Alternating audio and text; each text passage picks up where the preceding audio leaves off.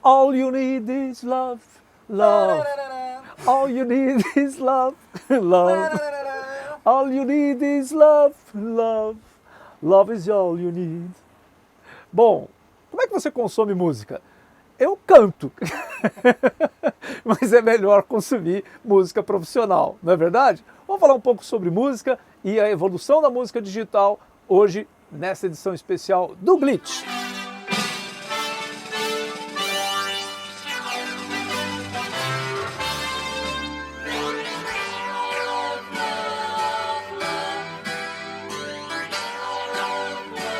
Bom, como é que as pessoas ouviam música há 150 anos atrás?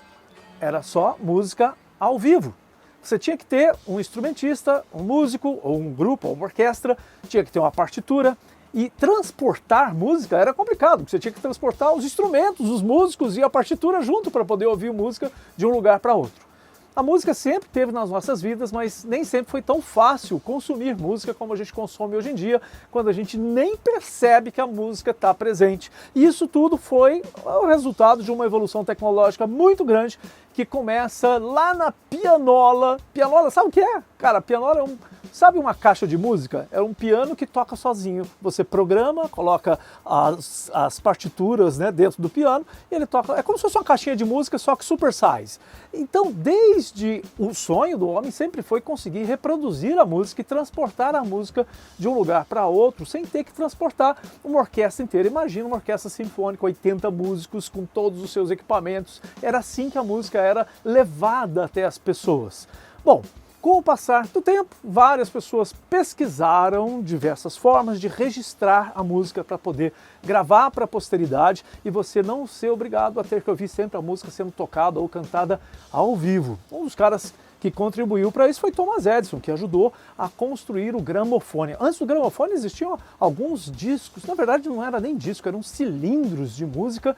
Depois o gramofone também foi uma evolução onde os discos eram gravados fisicamente, analogicamente, e aí sim foi possível transportar a música de um lugar para outro. Então essa foi com certeza uma das primeiras e maiores transformações no nosso jeito de consumir música, porque finalmente você conseguia, através de um dispositivo mecânico, pegar a música que foi reproduzida ao vivo aqui e gravar essa música para a posteridade e para poder transportar para outros lugares. Mas essa é uma história que começa há um pouco mais de 100 anos atrás, foi evoluindo depois com as fitas de carretel, depois as fitas cassete, elas foram diminuindo de tamanho.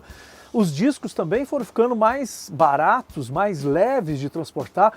Os toca-discos começaram a diminuir de tamanho, aí veio uma outra novidade, né? Bom, primeiro, os rádios já existiam há algum tempo, mas eles são posteriores ao disco, mas o rádio para música, ele começou a diminuir de tamanho e ele chegou até o automóvel. E aí, nossa, foi uma grande transformação, porque realmente a música popularizou-se para que as pessoas pudessem passear, dirigir e ouvir música ao mesmo tempo. Mas tudo isso era num sistema ainda analógico, que algumas pessoas que estão assistindo aqui chegaram a acompanhar essa evolução até a fita cassete, até o disco de vinil, né? O disco chegou a ter uma qualidade de áudio muito boa, tão boa que muita gente ainda ouve disco de vinil porque considera que o som é melhor do que o som digital. E tem lá os seus motivos, seus saudosismos e tal, mas é muito legal curtir música de qualquer maneira. O que aconteceu nos anos 80 foi uma revolução também, uma segunda grande revolução na música. Graças à tecnologia de informação e os computadores foi possível digitalizar a música. E esse digitalizar facilitou bastante aquilo que a gente já gostava de fazer, que é transportar a música de um lugar para outro. Mesmo você tendo a facilidade do disco e das fitas, se você tivesse muitas músicas, você precisava carregar muito peso, né, para transferir suas músicas de uma casa para outra. Você tinha que ter uma caminhonete para se você tivesse muitos discos para poder transportar. Com a música digital, isso tudo foi compactado para um dispositivo que todo mundo conhece ou conheceu, que é o CD de áudio. Lá no meio dos anos 80 foi lançado o primeiro CD de áudio e acabou revolucionando a indústria de música. As lojas de discos passaram a ser lojas de CD e o presente favorito de final de ano lá do amigo oculto passou a ser o CD. Todo mundo dava CD. Você chegava na festa de amigo oculto, você só precisava descobrir qual era o artista, porque o formato do presente era o mesmo para todo mundo, um quadradinho embrulhado com papel de presente. Bom, o CD virou um grande sucesso e o CD já era digital. Mas o arquivo gravado no CD era um arquivo que ocupava muito espaço, tanto que num CD, que sempre teve a capacidade de 650 MB, é mais ou menos o tamanho de um CD, as gravadoras colocavam 12, 13, 14 músicas num CD, porque o formato de gravação do arquivo era um formato que ocupava muito espaço. Nos anos 70, na Alemanha, um pesquisador começou a desenvolver alguma tecnologia para comprimir os arquivos de áudio.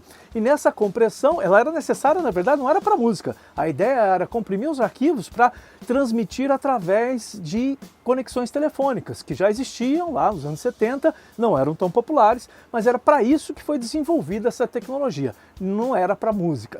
Mas depois, nos anos 80, foi criado um grupo de pesquisa.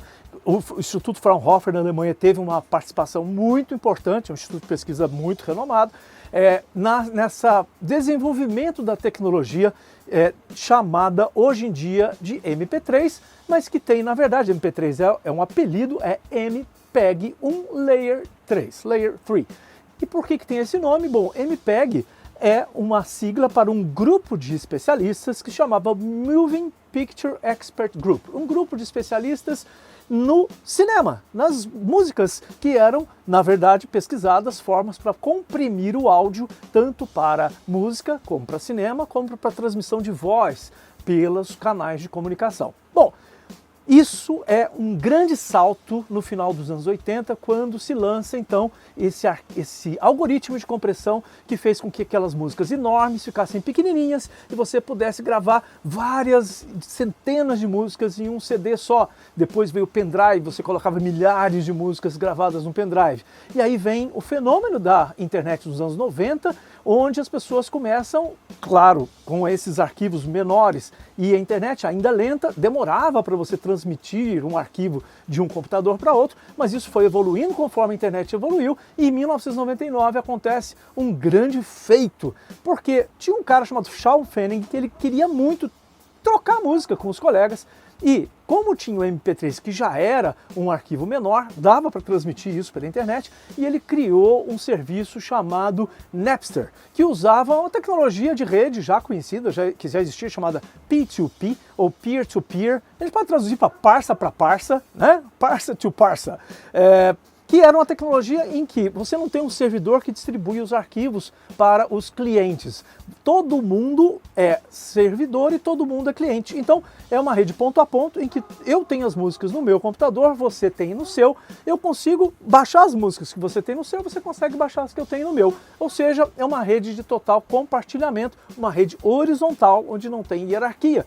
Isso era muito legal, deu muito certo, eu adorei, todo mundo, na verdade, na época, só que tinha um pequeno problema. A gente fazia tudo isso de graça e os estúdios não gostaram nada disso porque, na verdade, no final das contas, apesar de tecnicamente não ser pirataria, era só um compartilhamento de músicas, o que acontecia, na verdade, é que as pessoas estavam consumindo música sem pagar os direitos de quem produziu. E aí, poxa, o Napster durou 2 anos só e o que aconteceu foram várias ações na justiça, várias manifestações. O Metallica foi para a porta do Napster para fechar o Napster, inclusive não ouço Metallica mais por causa disso, fiquei irritadíssimo com eles na época.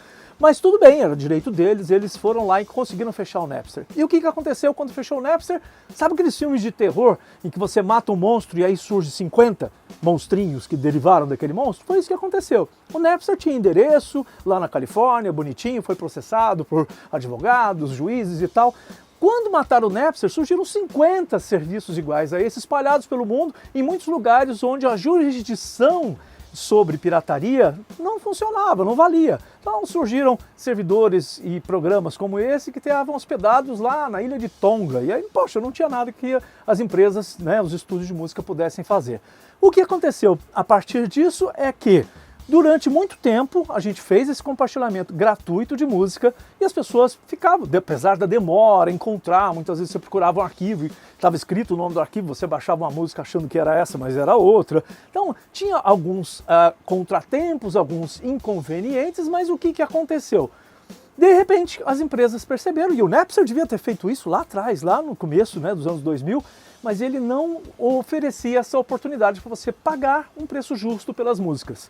O que aconteceu mais recentemente é que surgiram grandes empresas, começaram com startups, mas cresceram muito rapidamente, oferecendo um pedaço, né, do seu conteúdo de entretenimento, de música gratuito, mas com a opção de você pagar uma taxa que não é absurda, convenhamos, e você pode, por um preço que cabe no bolso da maioria das pessoas, ter acesso a um grande catálogo de músicas de qualidade. E isso foi uma grande, possivelmente a mais recente grande transformação no nosso modo de consumir música. Porque se eu perguntar para você hoje onde estão armazenadas as suas músicas, onde é que você guarda as músicas que você ouve, você provavelmente vai dizer: não estão comigo, não estão na minha casa, não estão no meu carro, elas estão num serviço de streaming, como hoje, por exemplo, Spotify, Deezer e vários outros, que oferecem por um preço que a maioria das pessoas considera justo, um catálogo enorme, que você não teria condições nunca de comprar todas essas músicas para tê-las sob o seu poder. Então, a música deixou de ser, na verdade, algo que a gente via como um produto. Quando você ia comprar um disco, comprar um CD, você tinha aquela sensação de posse. Eu comprei essa música, e passou a ser muito mais um serviço que você curte quando quer, ouve sem ter a propriedade sobre nada, simplesmente você paga para ter o acesso àquela música, você paga pelo entretenimento. É uma mudança muito radical no modo como a gente lida com os produtos e as coisas que a gente consome, inclusive com o nosso passatempo, nosso entretenimento. A música está presente mais ainda nas nossas vidas do que estava há 50 anos atrás, mais ainda do que há 100 anos atrás. A gente nem percebe, a gente sabe o valor dela, porque para muitos nós ela é motivo de alegria, de distração, de relaxamento, ou não, às vezes até motivo de energia e tal. Ela te traz emoções, te move, e ela não precisa mais estar na sua propriedade, no seu arquivo, no seu computador, no seu celular. Ela está na nuvem. Gostou da história dessa transformação da música de instrumento, de partitura escrita no papel, até a música na nuvem, de forma digital? Pois é, tem muitas histórias interessantes para a gente falar sobre a evolução da tecnologia. É só você acompanhar aqui no Glitch. Especial de sábado, a gente conta sempre uma história interessante. Se você gostou, por favor, dá aquele joinha, se inscreve no nosso canal e também acione as notificações para receber as novidades. Eu sou o professor Hélio, esse é o Glitch e a gente volta segunda-feira. Tchau!